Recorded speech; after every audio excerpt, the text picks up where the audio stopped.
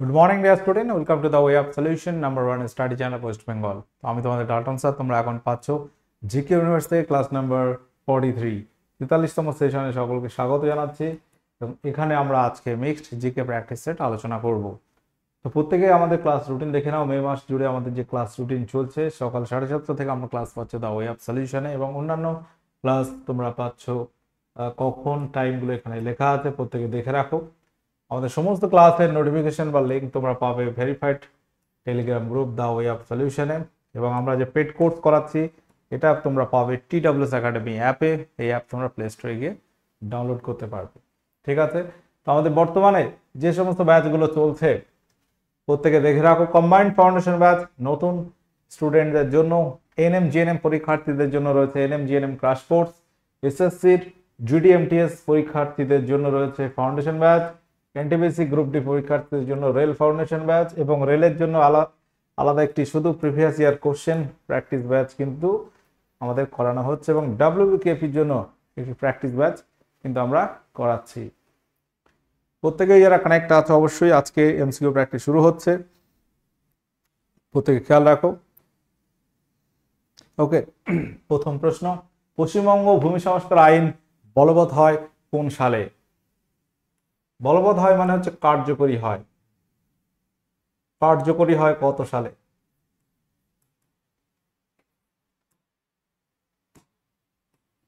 যেমন সংবিধান 26শে নভেম্বর 1949 সালে গৃহীত হয়, এবং 26শে জানুয়ারি 1950 সালে কার্যকরী হয় বা বলবৎ হয়। তেমন পশ্চিমবঙ্গের ভূমি সংস্কার আইন বলবৎ হয় কবে, অর্থাৎ কার্যকরী হয় কবে? পশ্চিমবঙ্গ ভূমি সংস্কার আইন তৈরি হয় কত সালে সেটা একটু মাথায় রাখতে হবে আমাদের। ভূমি সংস্কার আইনটা তৈরি হয় 1955 সালে। এখানে এই সালটা মনে রাখতে হবে। পশ্চিমবঙ্গ ভূমি সংস্কার আইন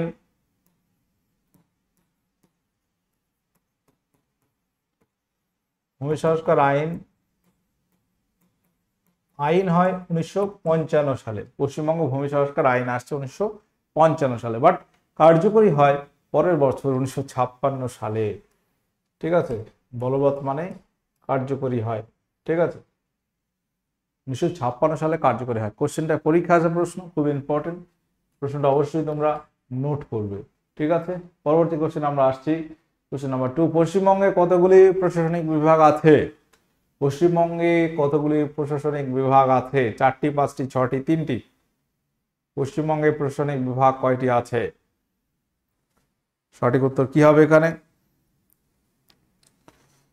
4টি, 5টি, 6টি নাকি 3টি?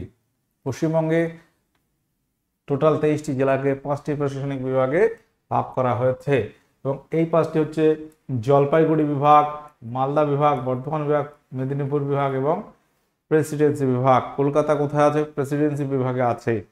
কোশ্চেন নাম্বার 3, বলো কোন প্রতিষ্ঠানের সাহায্যে নীতি আয়োগ ভারতবর্ষের north east region district SDG index প্রকাশ করেছে?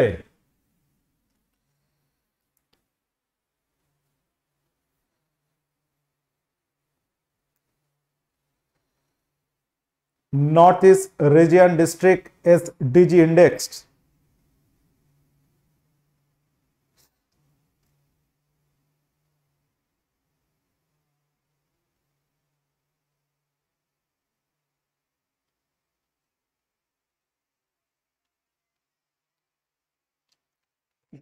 এটি কোন সংস্থার সাহায্যে, কোন প্রতিষ্ঠানের সাহায্যে করেছে? ইউনাইটেড নেশন ডেভেলপমেন্ট প্রোগ্রাম, যেটাকে বলা হচ্ছে UNDP, world bank, Asian development bank, IMF, international monetary fund. এই যে ইন্ডেক্সটা তৈরি হয়েছে, ডিস্ট্রিক্ট সাস্টেনেবল ডেভেলপমেন্ট যে গোলস হয় সেই ইন্ডেক্স প্রকাশ করেছে ইউএনডিপির সাহায্যে, united nation development programme, UNDP এর সাহায্যে, যার সদর দপ্তর রয়েছে নিউ ইয়র্কে। নীতি আয়োগ গঠিত হয় কবে? কোশ্চেন নাম্বার 4, বলো নীতি আয়োগ কবে গঠিত হয়? সঠিক উত্তর কি হবে? নীতি আয়োগ গঠিত হয় কোন সালে? 1 জানুয়ারি 2015, 16, 17, 18। কোশ্চেন নাম্বার 4, এটা কিন্তু প্রত্যেকের সঠিক উত্তর দেওয়ার কথা। নীতি আয়োগ ন্যাশনাল ইন্ডিয়া ট্রান্সফর্মিং আয়োগ, আরো কি একটা আছে, যাই হোক। তো এখানে এই নীতি আয়োগ প্রতিষ্ঠিত হয় 1 জানুয়ারি 2015। 2015 সালের 1 জানুয়ারি নীতি আয়োগ প্রতিষ্ঠিত হয়েছে। খলজি বংশের শেষ সম্রাট কে ছিলেন? বলো, খলজি বংশের শেষ সম্রাট কে ছিলেন? আলাউদ্দিন খলজি, শিহাবুদ্দিন ওমর, কুতুবুদ্দিন মোবারক শাহ, জাফর খাঁ। খলজি বংশের প্রতিষ্ঠাতা আমরা কি জানি? জালালউদ্দিন খলজি। জালালউদ্দিন খলজি খলজি বংশের প্রতিষ্ঠাতা। খলজি বংশ আমরা জানি যে দাস বংশের পরবর্তী বংশ হচ্ছে খলজি বংশ। খলজি বংশ এটা সুলতানি যুগের সংক্ষিপ্ত আর কি বংশ বলতে পারি, বেশি সময় হয়নি। 1290 থেকে শুরু হয়, 1320-তে স্টপ হয়ে যাচ্ছে। মাত্র 30 বছর তারা রাজত্ব করে। খলজি বংশের প্রথম সম্রাট আমরা জানি জালালউদ্দিন খলজি, 1290 থেকে 96। তারপর চলে আসছে আলাউদ্দিন খলজি, 96 থেকে 1316। তারপরে আর 2-3 বছর এই বংশ টিকে ছিল। এবং কুতুবউদ্দিন মোবারক খলজি বা কুতুবউদ্দিন মোবারক শাহ বা কুতুবউদ্দিন মোবারক খলজি, এটা অনেক জায়গায় তোমরা এটাও পেতে পারো যে এটাকে তুমি এই নামে পেতে পারো, মোবারক খলজি। মোবারক খলজি অনেক জায়গায় লেখা আছে, উত্তরটা একই, মোবারক খলজি বা কুতুবউদ্দিন মোবারক শাহ, নামটা একই ব্যক্তির। খলজি বংশ এটি সুলতানি যুগের দ্বিতীয় বংশ এবং সংক্ষিপ্ত সময়কাল হচ্ছে এই বংশের। সংবিধানের কত নম্বর ধারায় সাংসদদের বিশেষ অধিকারের বিষয়টি উল্লেখিত আছে? সাংসদ অর্থাৎ পার্লামেন্টের যে মেম্বার আছে তাদের বিশেষ অধিকারের বিষয়টি কোন আর্টিকেলে আছে? আর্টিকেলে 100, 112-তে, 105 নাকি 110? কোশ্চেন নাম্বার 6 বলতে হবে সঠিক উত্তর এখানে কি হবে?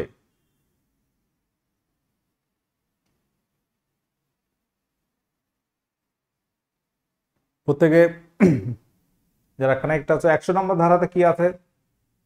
যে পার্লামেন্টে এখানে 100 নম্বর ধারায় রয়েছে যেটা হচ্ছে যখন কোনো বিলের সাপেক্ষে পক্ষে বিপক্ষে সমান হয়ে যায়, অর্থাৎ পক্ষে বিপক্ষে ড্র হয়ে গেছে ফলাফল, তখন কাস্টিং ভোট দেয় বা নির্ণায়ক ভোট দেয় কে?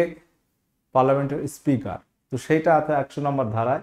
112 বাজেট সংক্রান্ত বিষয় আছে, 110-এ মানি বিল বা অর্থ বিল সংক্রান্ত বিষয় আছে।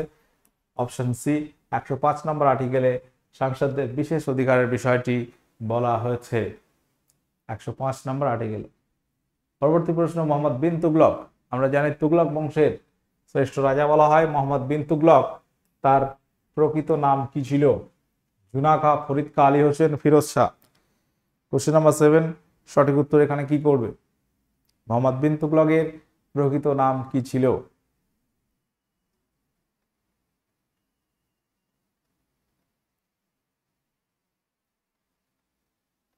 মোহাম্মদ বিন তুগলকের প্রকৃত নাম ছিল জুনা খাঁ।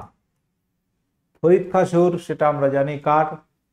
শেরশাহের প্রকৃত নাম ছিল। সংবিধানের কোন অংশে রাষ্ট্রকে পঞ্চায়েতি রাজ ব্যবস্থা প্রবর্তন করার কথা বলা হয়েছে? পঞ্চায়েতি রাজ ব্যবস্থা প্রবর্তন করতে বলা হয়েছে সংবিধানের কোন অংশে? প্রস্তাবনাতে, রাষ্ট্রের নির্দেশমূলক নীতি, মৌলিক অধিকার নাকি কোনোটি নয়? কোন অংশে? প্রত্যেকে প্রশ্নটা ভালো করে দেখো, দেন অ্যান্সার করো। পঞ্চায়েত রাজ ব্যবস্থা বা পঞ্চায়েত ব্যবস্থা এটা আর্টিকেল কততে রয়েছে? পঞ্চায়েত রাজ ব্যবস্থা রয়েছে আর্টিকেল 40-তে, 40-এ। ভারতের পঞ্চায়েত গঠনের ব্যবস্থা, পঞ্চায়েত সম্পর্কে বলা হয়েছে 243 থেকে, আর্টিকেল 243 থেকে 243-এর ও পর্যন্ত পঞ্চায়েত, তারপর পৌরসভা আছে। তো আর্টিকেল 40 যে পঞ্চায়েত রাজ ব্যবস্থা প্রবর্তনের কথা বলা হচ্ছে এটা সংবিধানের 40 নম্বর ধারাতে রয়েছে। এবং 40 নম্বর ধারা এটা আমরা যদি দেখি এটা কোন অংশ পড়ছে? রাষ্ট্রের নির্দেশমূলক নীতি বা directive principal of state policy এটা শুরু হচ্ছে আর্টিকেল 36 টু 51, 36 থেকে 51। তাহলে এর মধ্যেই তো এটা পড়ছে, 40টা এর বাইরে না, এর ভিতরে রাষ্ট্রের নির্দেশমূলক নীতির মধ্যে পড়ছে। মৌলিক অধিকার এটা আর্টিকেল কত থেকে শুরু হচ্ছে? আর্টিকেল 12 থেকে 12 থেকে 35 নম্বর ধারাতে মৌলিক অধিকার সম্পর্কে বলা হচ্ছে। প্রস্তাবনা এটা তো কোনো আর্টিকেল নয়, প্রস্তাবনাটা একটা প্রথমে সেই বইয়ের প্রথমে যেমন সূচনাপত্রে লেখা থাকে সেরকম ব্যাপার। প্রস্তাবনাটা অ্যাকচুয়ালি ভারত রাষ্ট্রের সংজ্ঞাটা কিভাবে বা সংবিধানটা কি আছে এটা সংক্ষিপ্ত একটা বর্ণনা, কিভাবে দেশটা চলবে সেটা প্রস্তাবনাতে বলা হয়েছে। তাহলে এটা রাষ্ট্রের নির্দেশমূলক নীতি, এর মধ্যে রয়েছে পঞ্চায়েত রাজ ব্যবস্থা প্রবর্তন করার কথা, যেটা আর্টিকেল 40 আর্টিকেল মানে রাষ্ট্রের নির্দেশমূলক নীতির মধ্যেই আছে। কত নম্বর প্রশ্ন নম্বর 9, কত সালের আদমশুমারি অনুযায়ী ভারতে আইনসভার আসনগুলো বিভিন্ন অঙ্গরাজ্যের মধ্যে বণ্টিত হয়েছে? কত সালে আদমশুমারি অনুযায়ী ভারতে আইনসভার আসনগুলি বিভিন্ন অঙ্গরাজ্যের মধ্যে বণ্টিত হয়েছে? তো বর্তমান পার্লামেন্ট আমরা যদি দেখি, পার্লামেন্টের যে ম্যাক্সিমাম স্ট্রেংথ বলি আমরা বা সদস্য সংখ্যা, সর্বোচ্চ সদস্য হচ্ছে 550টি, যদিও 550 বর্তমানে নেই, তো 550টি সর্বোচ্চ স্ট্রেংথ আমরা জানি পার্লামেন্টে বা সংসদের। তো এখানে প্রত্যেক রাজ্য থেকে সমান নয়, আমরা জানি প্রত্যেক রাজ্য থেকে সমান নয়, এটা জনসংখ্যার আনুপাতিক ভিত্তিতে। অর্থাৎ সব থেকে বেশি জনসংখ্যা উত্তরপ্রদেশে আছে, সব থেকে বেশি আসন লোকসভার কোথা থেকে? উত্তরপ্রদেশে 80টা সিট আছে। আমাদের পশ্চিমবঙ্গে আছে 42-42টি। কিছু কিছু রাজ্য আছে সেখানে লোকসভার সিট মাত্র 1টি আছে, ঠিক আছে, যেমন সিকিম আছে, গোয়াতে 2টি আছে। তো এরকম এইগুলো হয়েছে কি জনসংখ্যার ভিত্তিতে। তাহলে জনসংখ্যা জন্য আমাদের কি হয়? সেন্সাস হয়, আদমশুমারি হয়। তো সেই আদমশুমারি কোন আদমশুমারি অনুযায়ী এটা বণ্টিত হয়েছে? 1951, 1981, 1971, 2001। সঠিক উত্তর হবে 1971 সালে, 1971-এর আদমশুমারি অনুযায়ী বণ্টিত হয়েছে। প্রশ্ন নম্বর 10, আগ্রা শহরের পত্তন করেন নিম্নের কোন সম্রাট? আগ্রা শহরের পত্তন মানে আগ্রা শহরের নির্মাতা যদি বলা হয় বা নামকরণ কে করেন বা প্রতিষ্ঠাতা যদি বলি, সিকিন্দার লোদি, ইব্রাহিম লোদি, আকবর নাকি বহুলুল লোদি? আগ্রা শহরের পত্তন করেন কোন সম্রাট? সঠিক উত্তর হবে সম্রাট Sikandar Lodi.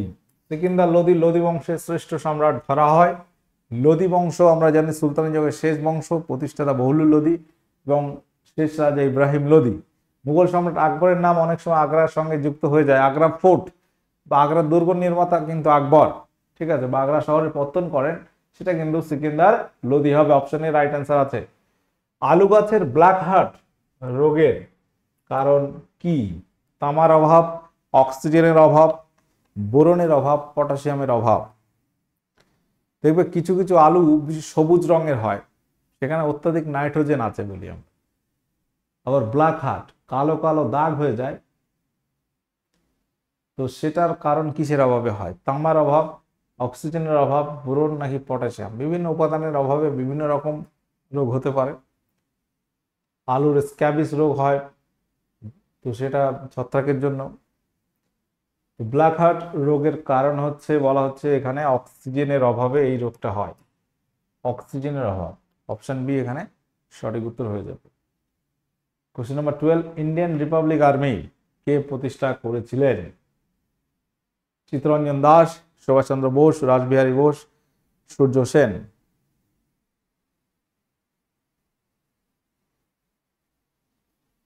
Indian republican army প্রতিষ্ঠাতা কে আছে? প্রত্যেকে আনসার করবে। তো ইন্ডিয়ান ন্যাশনাল আর্মি কিন্তু নয়, যেটা রাসবিহারী বোস প্রতিষ্ঠা করেছিলেন, এটা হচ্ছে ইন্ডিয়ান রিপাবলিকান আর্মি। মাস্টারদা সূর্য সেন হচ্ছে প্রতিষ্ঠাতা। অপশন ডি সঠিক উত্তর হয়ে যাবে। লোকসভায় একটি রাজনৈতিক দলকে বিরোধী দলের মর্যাদা পেতে হলে ন্যূনতম কত শতাংশ আসন পেতে হয়? লোকসভায় একটি রাজনৈতিক দলকে যদি বিরোধী দলের মর্যাদা পেতে হয় তাহলে ন্যূনতম কত শতাংশ আসন বা সিট তাকে জিততে হবে?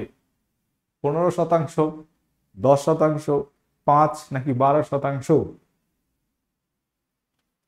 কোশ্চেনটি অবশ্যই মাথায় রাখবে। তো বিরোধী দল, আমরা জানি লোকসভা বিরোধী নেতা কে আছে বর্তমানে? রাহুল গান্ধী আছে কংগ্রেস থেকে। লোকসভা বিরোধী দল নেতা হচ্ছে রাহুল গান্ধী। তো বিরোধী দলের মর্যাদা পেতে গেলে একটা রেশিও আছে যে লোকসভার মোট যে আসন আছে তার অন্তত 10% সদস্য তাদের বা সিট তাদের জিততে হবে। অর্থাৎ 550 যদি আমরা ম্যাক্সিমাম স্ট্রেন্থ ধরেই কাজ করি, 10% মানে কত হচ্ছে? 55টি। মিনিমাম 55টি আসন তাকে জিততে হবে। অর্থাৎ কংগ্রেস বর্তমান বিরোধী দলে আছে, বিরোধী দল হিসেবে বা বিরোধী দলনেতা, টোটাল জোট বিরোধী আছে আর কি। যাই হোক, তো সেখানে মিনিমাম 10% আর কি করতে হবে? আসন পেতে হবে। পরবর্তী কোশ্চেন, নিউট্রনের আবিষ্কারক কে? Question number 14, neutron. তো আমরা জানি যে পরমাণুর মধ্যে যে 3টি মৌলিক উপাদান আছে, স্থায়ী উপাদান, তার মধ্যে একটা প্রোটন, একটা ইলেকট্রন, একটা নিউট্রন। এই নিউট্রন সবার শেষে আবিষ্কার হয় আর কি, কারণ নিউট্রন কণাটা হচ্ছে নিস্তড়িৎ। নিস্তড়িৎ কণা হয়, এটাকে মানে খুঁজে পাওয়া যাচ্ছিল না, কোনো পজিটিভ বা নেগেটিভ তড়িৎ ক্ষেত্র দ্বারা বিক্ষিপ্ত হওয়ার কোনো বিষয় নেই। নিউট্রন আবিষ্কৃত হয় 1932 সালে। 1932-তে নিউটন আবিষ্কৃত হয় এবং এই নিউট্রনের আবিষ্কারক হচ্ছে বিজ্ঞানী জেমস চ্যাডউইক। অপশন ডি এখানে রাইট অ্যান্সার হয়ে যাবে। প্রোটন আবিষ্কারক আমরা জানি রাদারফোর্ড বা গোল্ডস্টাইন। ইলেকট্রন হচ্ছে জে থমসন, জোসেফ জন থমসন ইলেকট্রন আবিষ্কার করেন। আর নিউট্রন এটি আবিষ্কার করেছে জেমস চ্যাডউইক 1932 সালে। চাপ বৃদ্ধি করলে জলের স্ফুটনাঙ্কের কি পরিবর্তন হবে? বৃদ্ধি পাবে, হ্রাস পাবে, একই থাকবে? প্রথমে হ্রাস পায়, পরে বৃদ্ধি পায়। উত্তর কি হবে?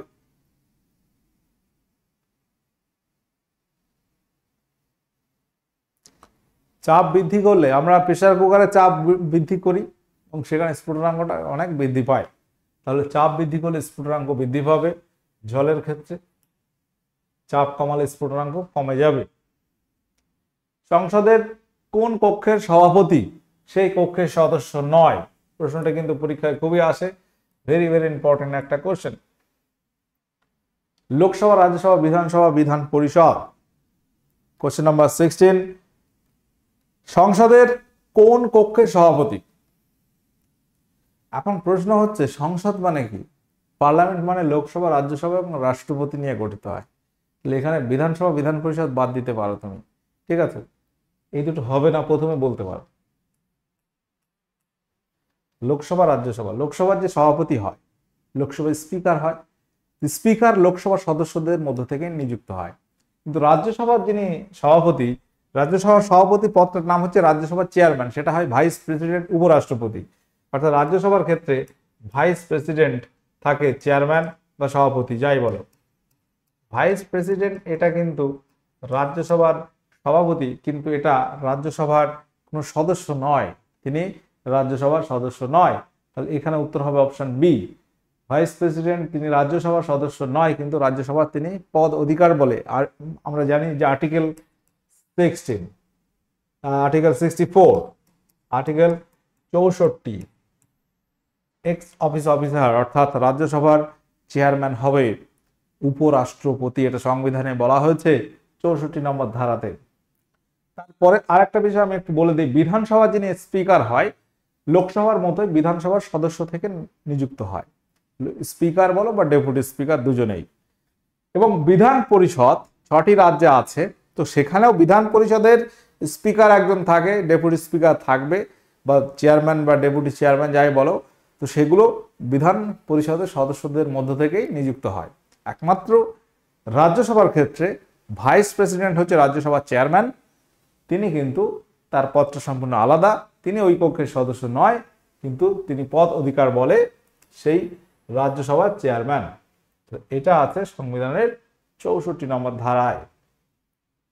পরবর্তী প্রশ্ন হচ্ছে সিআরআর, যেটাকে বলা হচ্ছে cash reserve ratio. Cash reserve ratio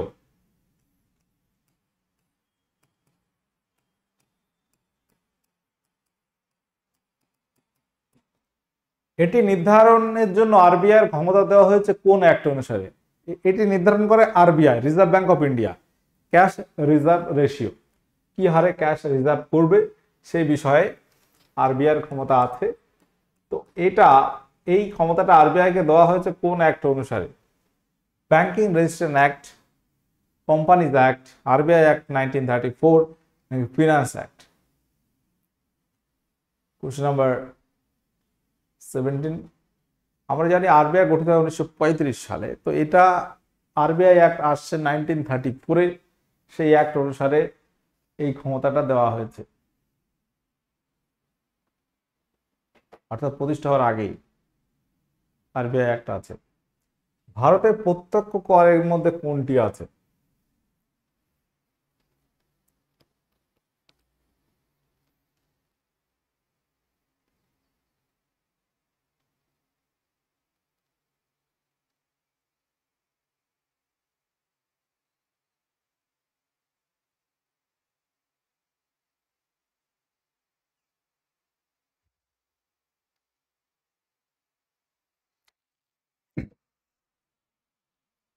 ভারতের প্রত্যক্ষ কর, ভ্যালু অ্যাডেড ট্যাক্স, জিএসটি, সম্পদ কর, শুল্ক কর।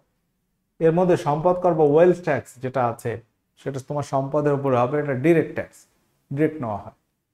বাদ বাকি যেগুলো আছে ইনডিরেক্ট ট্যাক্স, ভ্যাট, জিএসটি, শুল্ক কর, এগুলো ইনডাইরেক্ট ট্যাক্স বা অপ্রত্যক্ষ কর। ইউএসবি এটা কোন ধরনের স্টোরেজ? এটি কোন ধরনের স্টোরেজ? প্রাইমারি, সেকেন্ডারি, টার্সিয়ারি, কোনোটি সঠিক নয়। কোশ্চেন নম্বর 19, সঠিক উত্তর কোনটি করবে? ইউএসবি, ইউনিভার্সাল সিরিয়াল বাস, এটা হচ্ছে সেকেন্ডারি একটা স্টোরেজ। প্রাইমারি স্টোরেজ আছে র্যাম এবং ROM. Storage RAM, random access memory, read only memory, এগুলোকে বলা হয় প্রাইমারি স্টোরেজ। পরবর্তী প্রশ্ন, মানুষের ক্রেনিয়াল নার্ভের সংখ্যা কত? ক্রেনিয়াল নার্ভ বলতে কি বোঝাচ্ছে? ক্রেনিয়াল নার্ভ হচ্ছে করোটি স্নায়ু। করোটি স্নায়ুর সংখ্যা কয়টি? করোটি স্নায়ু 12 জোড়া। 12 জোড়া মানে কটি? 24টি। প্রান্তীয় স্নায়ু, সুষুম্না স্নায়ু কত? সুষুম্না স্নায়ু কত জোড়া? স্নায়ু থাকে 31 জোড়া। তাহলে এখানে আমরা অ্যান্সার পাবো অপশন বি, 24টি। বর্তমানে আমাদের যে সমস্ত ব্যাচগুলো আমরা করাচ্ছি টিডব্লিউএস একাডেমি অ্যাপে, প্রত্যেকে দেখে না, এএনএম জিএনএম ব্যাচ আছে, কম্বাইন্ড ফাউন্ডেশন, রেল এসএসসির ব্যাচ কিন্তু আছে, ডব্লিউকেপির ব্যাচও কিন্তু আমরা করাচ্ছি, বর্তমানে রানিং আছে। কোশ্চেন নম্বর 21 বলা হচ্ছে কার্সিনোমা নামক ক্যান্সার এর উৎপত্তি হয় যে কলাটি থেকে, সেটি কোন কলা? আবরণী কলা, যোগ কলা, পেশী কলা, স্নায়ু কলা। কার্সিনোমা নামক ক্যান্সার, ক্যান্সার বিভিন্ন ভাগ আছে, তার মধ্যে এটি একটি কার্সিনোমা। এই ক্যান্সারটার উৎপত্তি হয় কোন কলা থেকে, কোন টিস্যু থেকে? টিস্যু বা কলা, আবরণী কলা, যোগ কলা, পেশী কলা, স্নায়ু কলা। তো বিভিন্ন ধরনের কলা আমাদের শরীরে আছে, তো তার মধ্যে এখানে কোনটি হবে বলো? উত্তর হবে এখানে আবরণী কলা, অপশন এ। যারা করেছে অবশ্যই সঠিক উত্তর হয়ে গেছে। নিম্ন কোনটি দেহের ভারসাম্য নিয়ন্ত্রণ করে? কোন অংশটি? কোন মস্তিষ্ক? লঘু মস্তিষ্ক, মধ্য মস্তিষ্ক, গুরু মস্তিষ্ক, হাইপোথ্যালামাস। দেহের ভারসাম্য নিয়ন্ত্রণ করে হচ্ছে লঘু মস্তিষ্ক, অপশন এ সঠিক উত্তর হয়ে যাবে। সিএসএফ এর পুরো নাম কি? সিএসএফ এর ফুল ফর্ম কি? Cerebrospine fluid, cerebrospinal fluid, cerebrospinal fluid, cerespinal fluid. CSF এর ফুল ফর্ম কি হবে?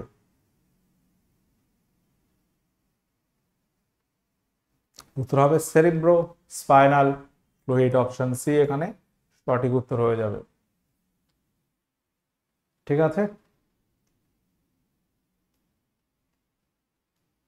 গর্ভাবস্থায় নিচের কোনটির টিকা দেওয়া হয় না? গর্ভকালীন অবস্থায় কিছু টিকা দেওয়া হয় এবং গর্ভ অবস্থার আগে কিছু টিকা নিতে হয়।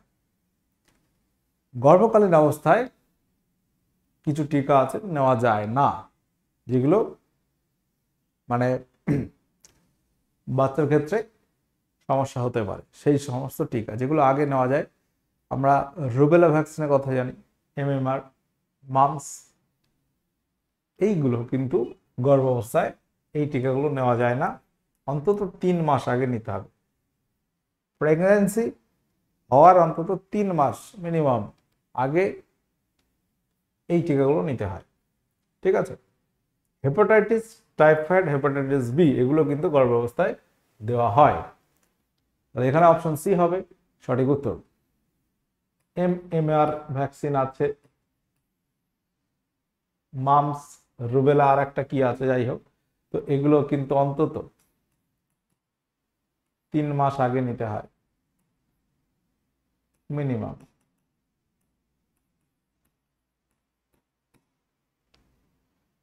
আচ্ছা, কতদিনের হোমওয়ার্ক এটি ছিল যে উষ্ণতম অঞ্চল ভারতের নামটা কি হবে? রাজস্থানের যোধপুর জেলার পার্লি, রাজস্থানের জয়সালমের, করমন্ডল, কোনোটি নয়। তো এখানে সঠিক উত্তর কি হবে? উষ্ণতম অঞ্চল ভারতের রাজস্থানেই আছে, এটি রাজস্থানের যোধপুর জেলার পালডি নামক স্থান, যেখানে সব থেকে বেশি উষ্ণতা দেখা যায় ভারতের মধ্যে। আর জয়সালমের সব থেকে কম বৃষ্টিপাতযুক্ত স্থান হচ্ছে এটা, রাজস্থানের জয়সালমের। আজকের হোমওয়ার্ক থাকলো এটা, the sepoy mutiny and revolt of 1857, এই গ্রন্থটির লেখককে, এটা তোমরা আজকের হোমওয়ার্ক করবে এবং 26 কোশ্চেনের মধ্যে তোমরা কত পাচ্ছ অবশ্যই স্কোরটা লিখবে। আজকের সেশন আমরা এখানে এন্ড করব। আমাদের যে ক্লাসগুলো করানো হচ্ছে কোথায়? The way of solution TWS academy YouTube চ্যানেলে। এরা নতুন আছো, সাবস্ক্রাইব করে পাশে থাকো, এবং TWS একাডেমি অ্যাপ, এখানে আমরা পেড কোর্স করাচ্ছি, প্রয়োজন হলে অবশ্যই তোমরা বিভিন্ন পরীক্ষা ভিত্তিক প্রস্তুতি আমরা দিচ্ছি, জয়েন করতে পারো কোর্সে। ঠিক আছে, সকলে ভালো থাকো, সুস্থ থাকো। আজকের সেশন আমরা এখানে এন্ড করলাম। ওকে, টাটা, বাই।